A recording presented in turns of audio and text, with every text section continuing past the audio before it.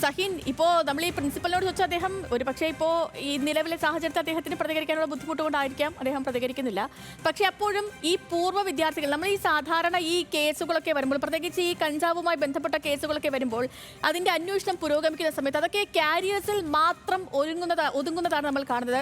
ഒരിക്കലും ഈ അതിൽ നിന്നും ഒക്കെ മറികടന്ന് ആ സോഴ്സിലേക്ക് എത്തുന്ന സാഹചര്യം താരതമ്യേന കുറവാണ്.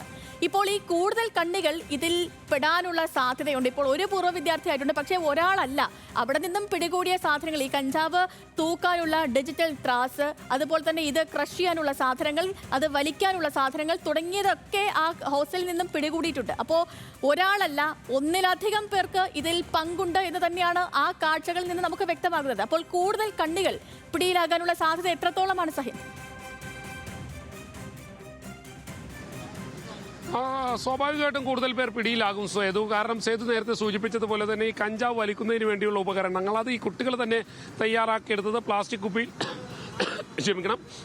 കുപ്പിയിൽ വെള്ളം നിറച്ചുകൊണ്ട് അതിലേക്ക് ഹുക്ക ഉൾപ്പെടുത്തിക്കൊണ്ട് വലിക്കുന്ന, ലഹരി കൂടുന്നതിന് വേണ്ടി ഉപയോഗിക്കുന്ന അത്തരത്തിലുള്ള ഉപകരണങ്ങൾ, കൂടാതെ ഇത് ക്രഷ് ചെയ്യുന്നതിന് വേണ്ടിയുള്ള, കഞ്ചാവ് ക്രഷ് ചെയ്യുന്നതിന് വേണ്ടിയുള്ള മറ്റുപകരണങ്ങൾ, ഇതെല്ലാം തന്നെ അവിടെ നിന്ന് കണ്ടെത്തിയതാണ്. ഇത് പിടികൂടിയതാകട്ടെ SFI നേതാവിന്റെ മുറിയിൽ നിന്നാണെന്നുള്ള ഒരു പ്രത്യേകതയുമുണ്ട്. അതെന്തായാലും പോലീസുകാരിൽ നിന്ന് മനസ്സിലാക്കാൻ കഴിഞ്ഞൊരു കാര്യമാണ്. ഇതെല്ലാം പിടിച്ചെടുത്തത് പോലീസ് ആ മുറിയിൽ നിന്നാണ്. അതിപ്പോഴും പുറത്തു വന്നിട്ടില്ല എന്നുള്ളതാണ്. മറ്റൊന്ന്, ഈ വിവരങ്ങളെല്ലാം പുറത്തു വരുമ്പോൾ ഇത് കൂട്ടമായി നിന്ന് ഇവർ ഈ ലഹരി ഉപയോഗിക്കുമായിരുന്നു. അങ്ങനെ ലഹരി ഉപയോഗിക്കുന്ന സംഘം, ഇത്തരത്തിൽ കൂട്ടമായി ലഹരി ഉപയോഗിക്കുന്ന സംഘം കഞ്ചാവിന് ഈ പറയുന്ന ഹോളി ദിനത്തിൽ കഞ്ചാവ് നൽകുന്നതിന് ഒരു ഓഫർ നൽകിയിരുന്നു.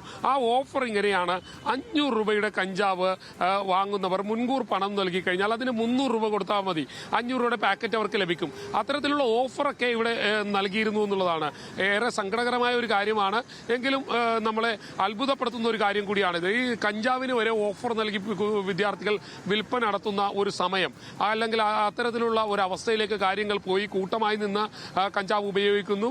അത് പല രീതിയിലുള്ള വിദ്യാർത്ഥി കൂട്ടായ്മ അതിന്റെ എല്ലാം ഭാഗമായിട്ട് നിന്ന് കഞ്ചാവ് ഉപയോഗിക്കുന്നു എന്നുള്ളതാണ് സേതു. ശരി സഹിൻ, കണ്ണികൾ ഇനിയും ഒരുപാട് പേർ പിടിയിലാകും എന്നുള്ള വിവരങ്ങൾ തന്നെയാണ്, എന്നുള്ള സൂചനകൾ തന്നെയാണ് ഇപ്പോൾ നിലവിൽ സഹിന്റെ വാക്കുകളിൽ നിന്നും നമുക്ക് മനസ്സിലാക്കാൻ സാധിക്കുന്നത്.